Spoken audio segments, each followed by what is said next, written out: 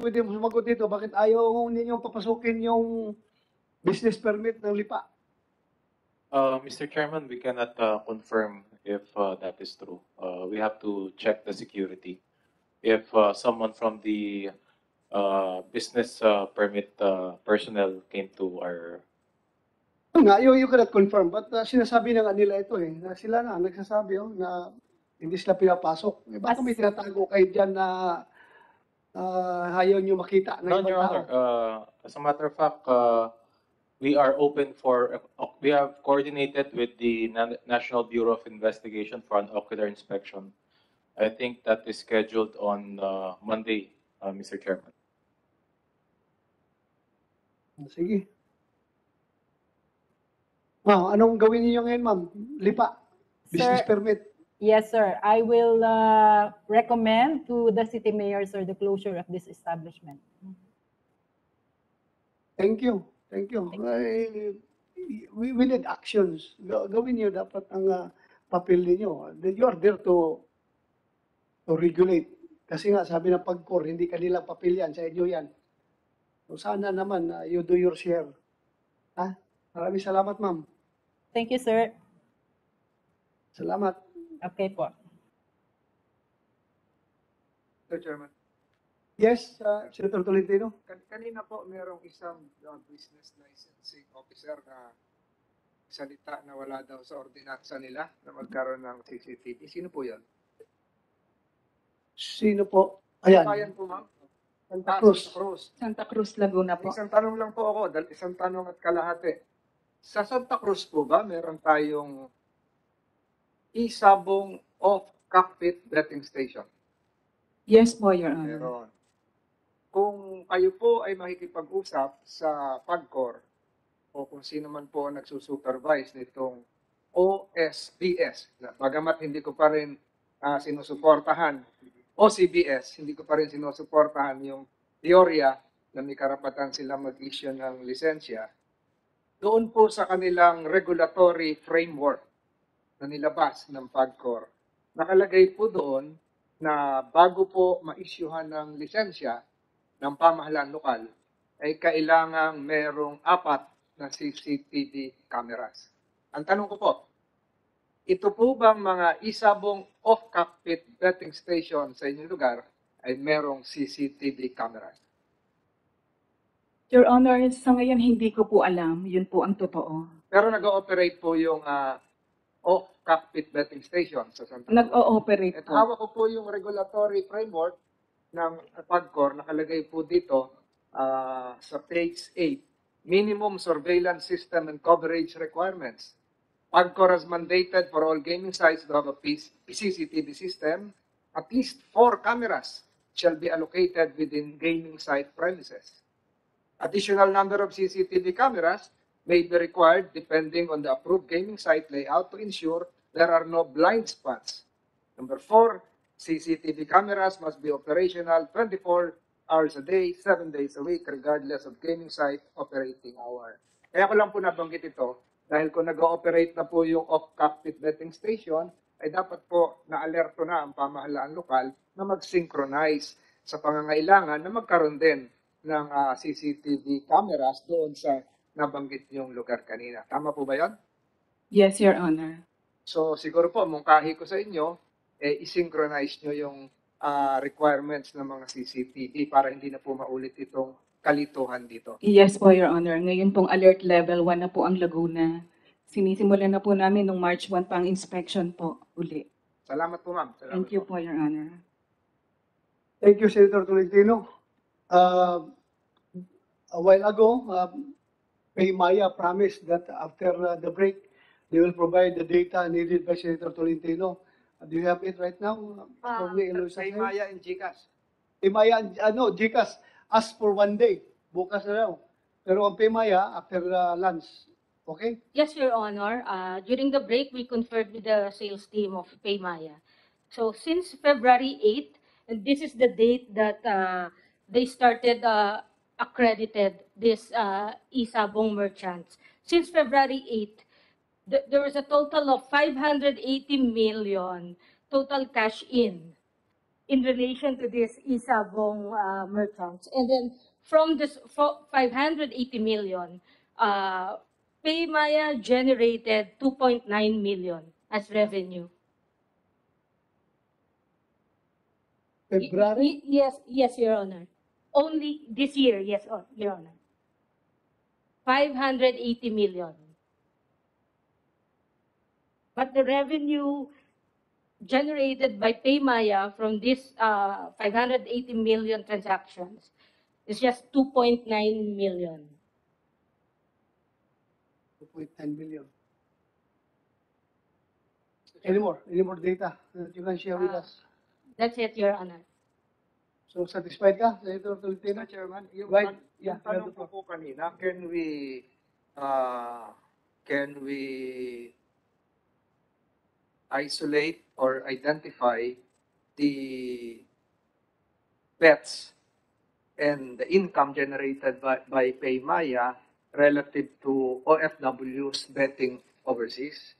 Oh, we'll get back to you, Your Honor. Maybe we can just submit a position paper letter to the committee on that.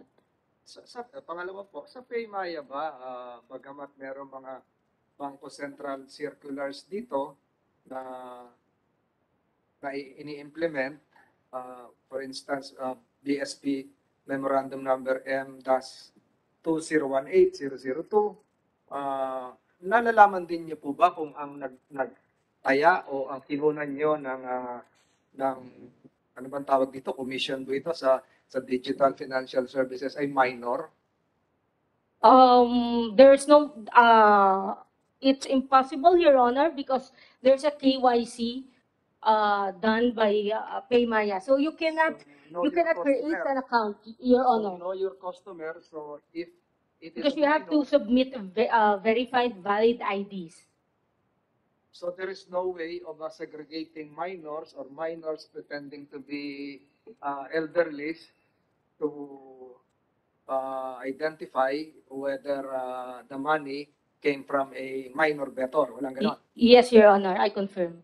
So, but you are required to ensure due diligence so far as our current drive. There is an executive order issued by the president. This has something to do with online illegal gambling before. This is 2017. Paano niyo po ginagawa ito? Lalo yung mga advisory relative to anti-money laundering. Kung dito pa lang sa minor, hindi nyo ma-identify. Oh, Your Honor, we only rely on the IDs, those government IDs that were submitted by subscribers to us.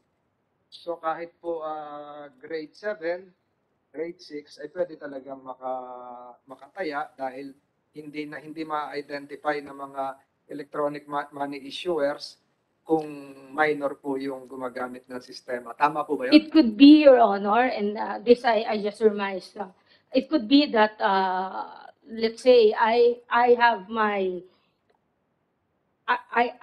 own account in Paymaya, and then maybe someone will borrow my Paymaya account and use it to fund their Isabong account. That, Your Honor, that's beyond the control. That's totally impossible for Paymaya to determine.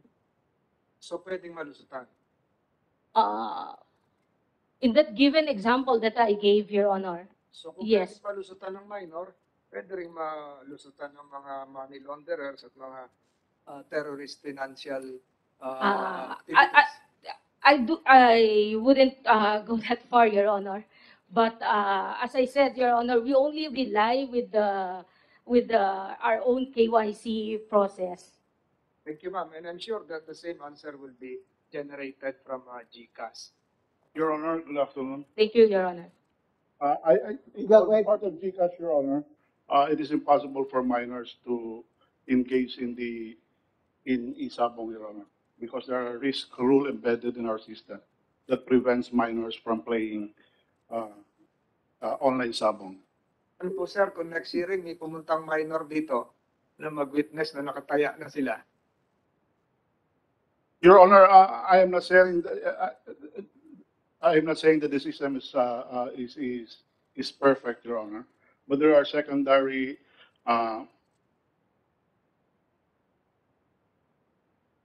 secondary what is this? Safeguards. Safeguards, Your Honor, as like the daily daily. Alam mo kasi, attorney,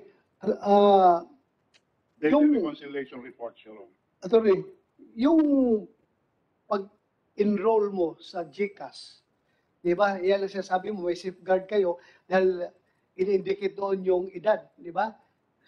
What if ako minor, pag-enroll ako sa GCash, lagay ko pangalan ko. Hindi yan fake account ha, totoo. Pero ilagay ko sa edad ko doon sa pag-enroll ko is 18 or 19 years old. Lusog pa rin ako. Magkapagsusugal pa rin ako.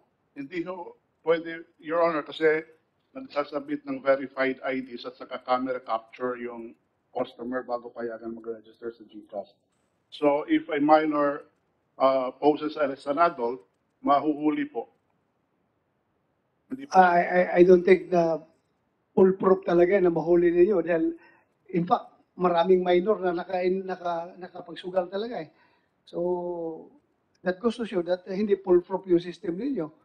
Mayroong hindi naman ho perfect ang system, kaya nga may secondary layer ng protection, yung daily reconciliation report where we query all the users and make sure that only adults can engage in the online sabo. Any more questions, Senator Tolentino? Senator Lacson, sir. Sir. Nag-start na ba kayong mag-accept ng national ID as a